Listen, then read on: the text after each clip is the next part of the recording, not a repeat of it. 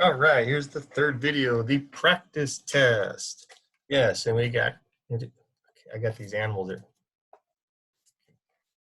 Okay, excuse me, animals. We're gonna do this practice test.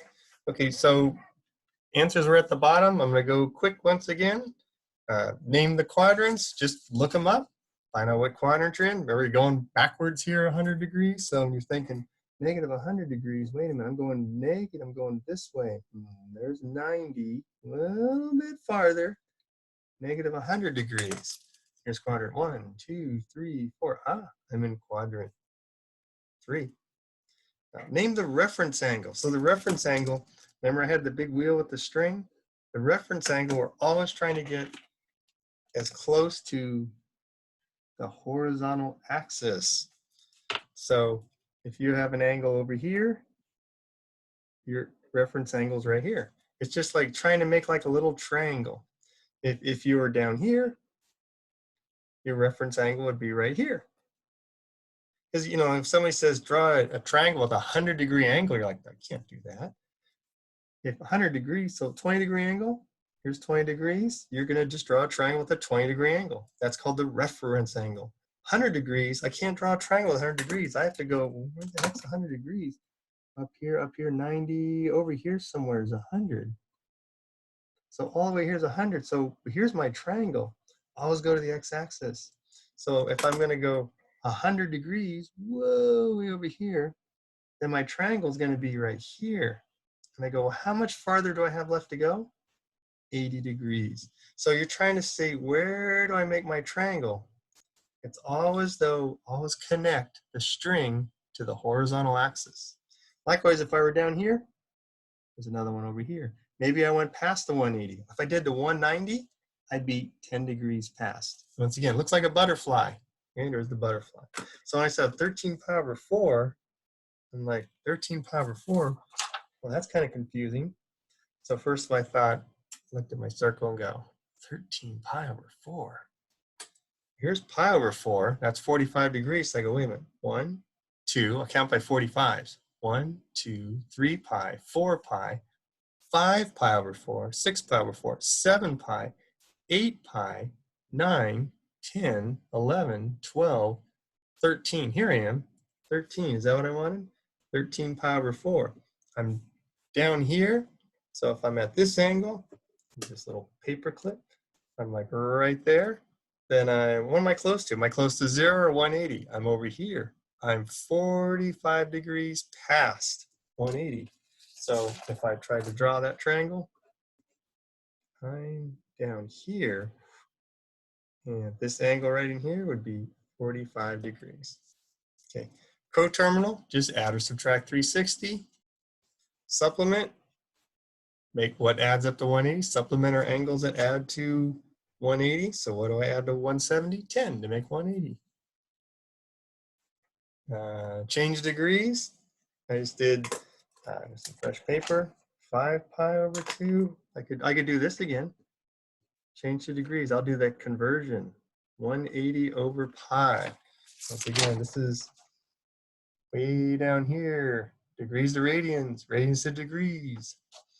I can go like that and go, let's see, these guys cancel. And I can go, oh wait, 2 goes near 1s, 2 goes near 90, 5 times that, 450 degrees. Change the radians, same thing, 170. How would I do, I want radians, we put pi on top, degrees on bottom. It's going to cancel the zeros. Oh, 17 pi over 18. There you go. Given a circle with a radius of 6 inches, find the radian measure. You go, radian measure, radian measure. Okay. Use radius. I can rearrange this. I could put this the other way. I could put theta over here and r over there. Find the radian measure. Let's do the arc over the radius. And the arc's 42 inches. How many radius is 42? How many radiuses or radii? 42 over 6, that's 7. That's 7 times as long as a radius. That's what a radian is. It's 7 radians. Sometimes we like to compare it to pi. Find the arc length if the central angle is 30 degrees. Okay, so once again for this one, I say, okay, find the arc length. Okay, arc length, S is the arc length, r theta. theta. Let's see. What's the radius? Oh, central angle is 30. Oh, we don't have that, do we? Okay. Find the arc length. What am I going to work with? Oh, up here. Here's a radius, 6 inches. And goes, where's my radius? 6 inches. What's the angle? 30 degrees. But wait a minute. This only works in radians. 30 degrees. We're going to go like this. 30 degrees is pi over 6. Okay, let's see. Oh, 6's cancel. I get pi. Okay, I've done that. Another way I could have done it, if you go 30 degrees, what part of a circle is that?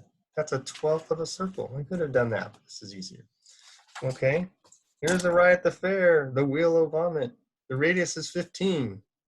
It spins 30 revolutions per minute. How fast are the riders traveling? Let me think. Here's the Ferris wheel. The radius is 15 feet. How far is a trip all the way around? Let's see, the circumference is 2 pi times r. 2 pi, get it? 2 pi, we use radians. The radius is 15 feet. So if you went all the way around, you do 30 times pi feet. If you want to get a calculator and figure out how far 30 times pi is, you could. But that's how far it is all the way around one trip. But you're going to go around 30 times. Okay, let's go around 30 times. That's 900 times pi feet. And how long are we going to do it? We're going to do it in a minute. So there's my work. We're going to go 900 pi feet per minute. 900 pi feet per minute. That's why it's called the wheel of vomit. And next problem. Given this point on the unit circle, find the sine, the cosine, the tangent. Well, let's see. I guess I should draw it. Okay, here's my circle. Hey, they're both positive. So make our triangle. We always go like the butterfly. Always go to the x-axis. That's what some people forget when they're drawing. Remember, you're always drawing to the x-axis. It's always part of it. Okay, well, see, that's x. So this side must be radical 11 over 6. This is the y. This height's 5, 6. What is this height? I could do a little Pythagorean theorem. Radical 11 over 6 squared. It's 5 over 6 squared. Radical 11 squared is 11. 6 squared is 36. Where this and this kind of cancel out. 5 squared is 25. 36. Oh, hey, it's 1. Isn't that nice? Makes that 1. Okay, so now I could just go, okay, the sine is just the y. There's the sine. Cosine is just the x. Cosine. There's the sine. And the tangent, the sine over the cosine. Put this one over this. 6's cancel out. 5 over radical 11. If you want to be fancy and change it, you can, or you can just leave it as 5 over radical 11. Given this point, not on a unit circle. Oh, that means the radius is 1. When I said unit circle, the radius was 1. Okay, so wait, where are we? Negative 30 is this way. Negative 30, and then up 40. So my triangle's over here. See, you gotta keep track of where you're at. Back 30, up 40. Okay, so let's see. Wait, 3, 4, 5, 30, 40, 50. The hypotenuse of the radius has to be positive. So we go back and up, but the distance from the center has to be a positive distance. So now find the secant.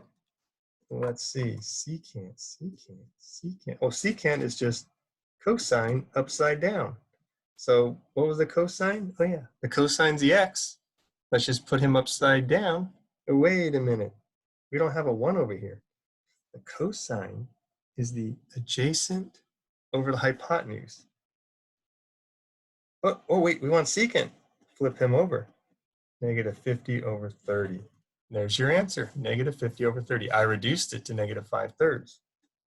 Okay, so once again, secant is cosine, adjacent over hypotenuse, but do it upside down. Hypotenuse over adjacent. If you forget, a little rusty, or you can always find it up here, secant. Here you go. We didn't really use the 1. Well, I guess we flipped it over. Well, we did use the 1. Okay, tangent. Okay, what's tangent? Oh, wait, tangent. tangent is sine over cosine. In this case, cosine, sine is y. So we'll just put 40 over negative 30. Ta-da! And of course, we could reduce it, negative 4/3. Last question. How many degrees is it from number 1 to number 2 on a clock? Let's see, number 1 to number 2. Here's a clock.